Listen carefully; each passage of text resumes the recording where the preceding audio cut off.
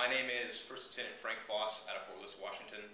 I am an infantry PL. Actually, I just transferred to, I just got promoted to Executive Officer XO, but I did 16 months as a PL, 9 of which were deployed. We just got back in January from Afghanistan. I'm 27 years old.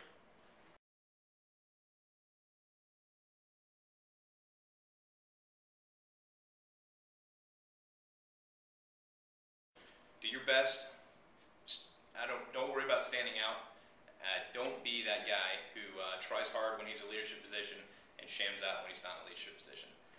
You want to be the person that tries his or her ass off, no matter what. So if you're a squad leader, you're trying your best. If you're a Joe pulling security, you're doing your best damn job pulling security. People will notice that. People will notice you trying your best for them, trying to get them their go, and they'll do the same for you when you're in a leadership position. So the whole time, just make sure you're trying your best and remember what you learned, what you were taught.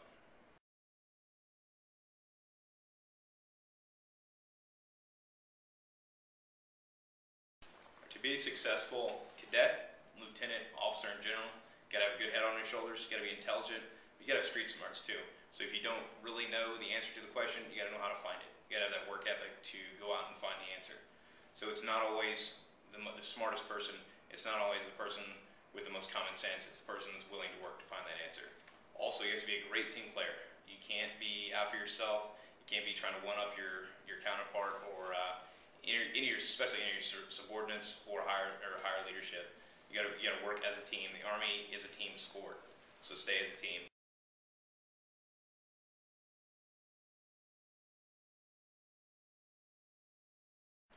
Top 3 branch choices. There's only infantry, right? You can only go infantry? Is that? Alright, top 3 branch choices. I would go infantry, obviously number 1. Not just because that's the branch I chose, but because I wholeheartedly believe that that is the branch the Army is based around. If you're a Type A personality, even if you're not, if you're any kind of, obviously this is apply to males only, but if you're any kind of a competitive natured person, you're going to want to go infantry. The thing is, if you don't, I believe you'll regret it. You may convince yourself that, oh, I'm still in a decent branch because we care about each other, yada, yada, yada. But the infantry has a brotherhood like no other. So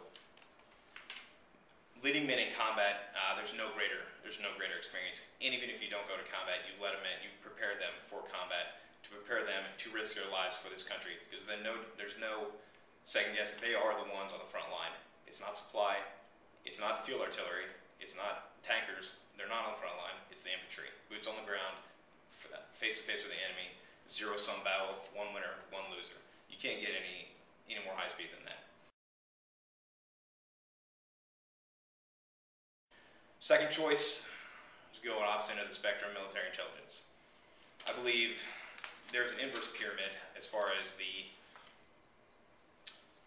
I'll just use the term high-speed stuff you do. So as a lieutenant, yeah, you're not going to be doing the cool guy stuff in military intelligence.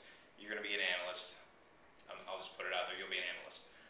You'll deal with the grint sums, the int sums, all the intelligence stuff. You have to sift through all these crazy amounts of data and push it higher to your S2. Now, when you get to captain, major level, there comes a lot higher speed programs, a lot more in-depth and clandestine stuff that people can't always talk about in open.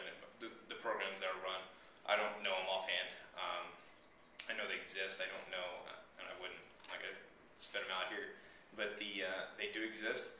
If you have any aspirations at all to work for any 3-letter agency in the future, any clandestine stuff, or not even clandestine stuff, just any kind of government work later, military intelligence would be the way I would go. Obviously, if you can't or won't go infantry. So military intelligence will set you up for success down the road. You get a top secret clearance and an $80,000 thing on the outside world.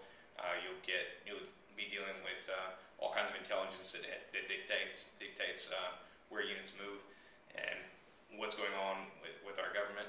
Like I said, the only downside is you're not infantry and that you have to go through the lieutenant BS time.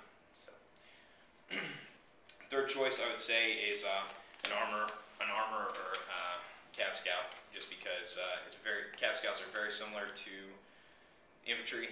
Not quite there. They don't have quite the camaraderie, quite the same skill set, quite the same mission set or ability as the infantry, as an infantry platoon or squad. However, they are out there on the front lines doing their things in combat.